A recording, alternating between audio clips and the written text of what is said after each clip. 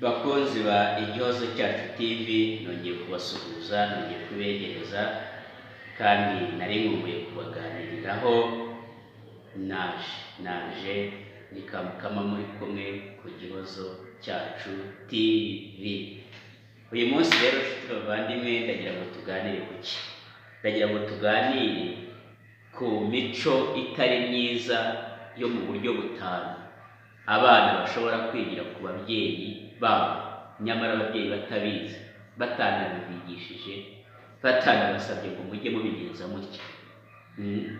5 habits that children can learn from their parents, unknowingly. The parents don't know that they are teaching bad habits to their children. Mu by'ukuri ugasanga papa, mama cyangwa undi muntu wese mukuru ubana n'abana arimo arabigisha ingeso mbi, ariko atabicaje ngo bababwire ngo mujye mugenza mutya, ariko akisanga barashoboye kumwigana. Buriya abana batoya ntabwo bigishwa no kubabwira gusa, niyo bitegereza, iyo bumva, iyo bagendagenda, bagenda biga. Reka rero twihute cyane vuba turebe ku mico mibi 5, ingeso mbi 5, 5 bad habits abana bashobora kwiga babikuye ku babyeyi babo. 5 bad habits that children can learn from their parents. Habit number 1 cyangwa ingeso ya mbere, cursing, gutukana. Mu by'ukuri nta mubyeyi ntekereza wakwicara ngo abwire umwana ngo bitukana muri ubu buryo, bamubwire ngo gutukana ni byiza, ngo amubwire ngo nakurakaza ajye mutuka. Ntekereza nta mubyeyi wabikora, ariko twisanga abana batukana. Kubera iki? Azakumva utukana kuri telefoni, azakumva utukana n'umuturanyi, azakumva nawe ubwe utuka umwana atekereza ati ibintu bikorwa n'umubyeyi wanjye ibyo byose ni byiza, nawe ejo ukumva atangiye gutukana, wambwawe, wakiwe, ibindi bitutsi gutyo. Babyeyi rero, reka twirinde gutukana kugira ngo abana bacu batadukuraho iyo ngeso mbi yo gutukana. Gutukana ni umuco mubi cyane cyane, uretse no kuvuga ngo ku mukristo, ariko no ku munyarwanda w'imfura. Nta mfura ikwiye kugira igitutsi gituruka mu kanwa ke.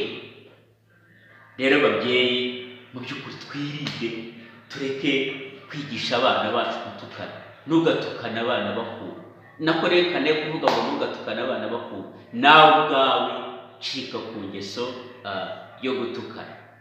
Ingeso ya kabiri abana bashobora kwigira ku babyeyi ni laziness, ubunebwe. Mu by'ukuri iyo uri kumwe n'abana bawe bari aho, bakabona wirirwa uryamye, ukabona wirirwa wigaraguraho, ureba filime, ukina amakarita, ukina igisoro, uhora utaka ngo izuba ryinshi ntaho najya, ngo imvura irimo iratonyanga sinajya mu kazi. Bene utwo amagambo agaragaza ubunebwe, kuryamira, gutinda mu buriri. Ntabwo ubwira umwana ngo ujye utinda mu buriri, ariko iyo umwana abona umubyeyi we azinduka, aba azi ko ariko bigenda. Umwana wawe niba yiga, gerageza umutange kubyuka.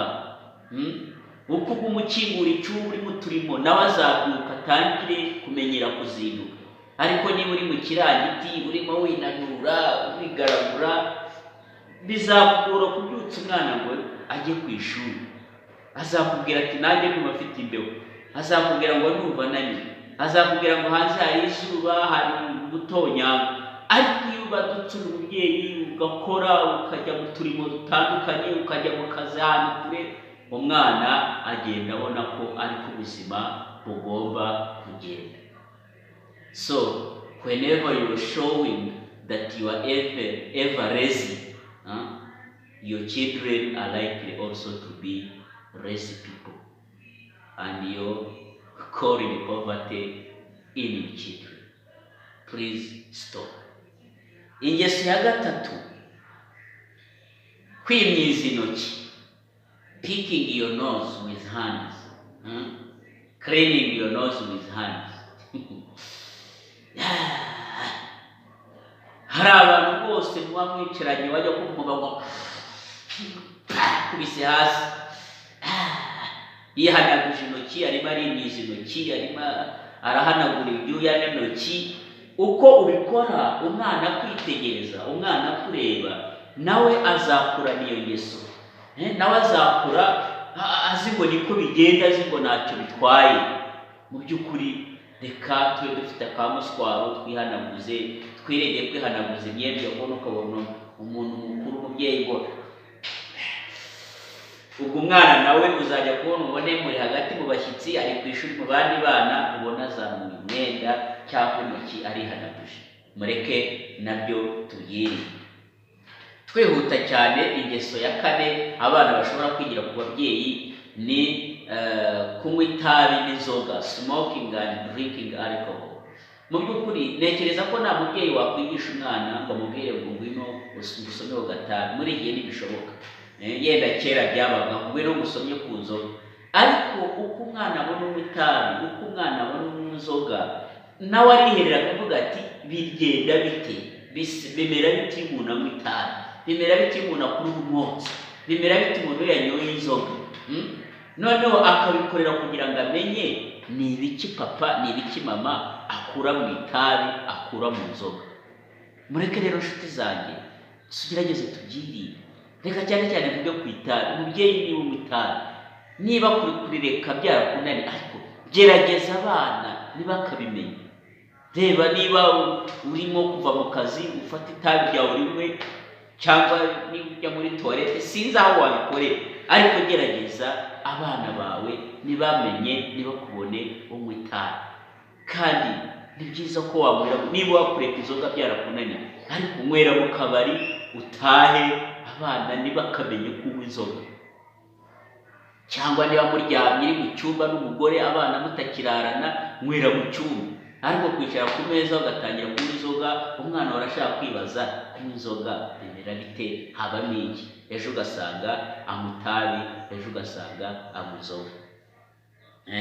Icyanyuma ni gutanga amakuru y'ibihuha, kuba akabarankuru, kubara inkuru no kunegurana. Bavandimwe, babyeyi, cyane cyane abamama, abagore nibo bakunda kunegurana cyane. Nutangira kunegura umuturanyi, umwana akumva, ukanegura umuvandimwe, umwana akumva, ejo uzajya kumva wumve nawe arimo arabisubiramo, wumva arimo aranegurana. So ingeso ya gatanu ariyo bita gossiping and backbiting, gutanga amakuru y'ibihuha, kubara inkuru zitari ngombwa, kunegura. Mu by'ukuri ababyeyi bakwiye kubyirinda kubera ko ari ibintu bibi cyane. Inshuti zanjye rero bari bakurikiye ibiganiro kuri Kamukama, kuri Igihozo Cyacu TV, n'izo ngeso eshatu twavugaga. Abana bajya bakura ku babyeyi, twabonye gutukana, ubunebwe, kwimiza intoki, kunywa itabi n'inzoga, ndetse no kunegurana no kubara inkuru.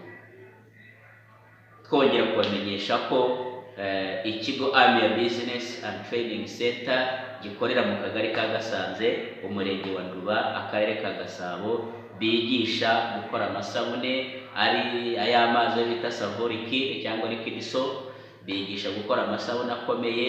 Ngira ngo inyuma yanjye murimo murabona bene ayo masabune wayo bakora, kandi baranayacuruza ku giciro cyiza cyane, kandi amasabune meza, ndetse bakanabigisha ku giciro nabwo cyiza cyane. Imana ibahumugisha rero. Mbasabe subscribe, mbasabe comment kuri Igihozo Cyacu TV.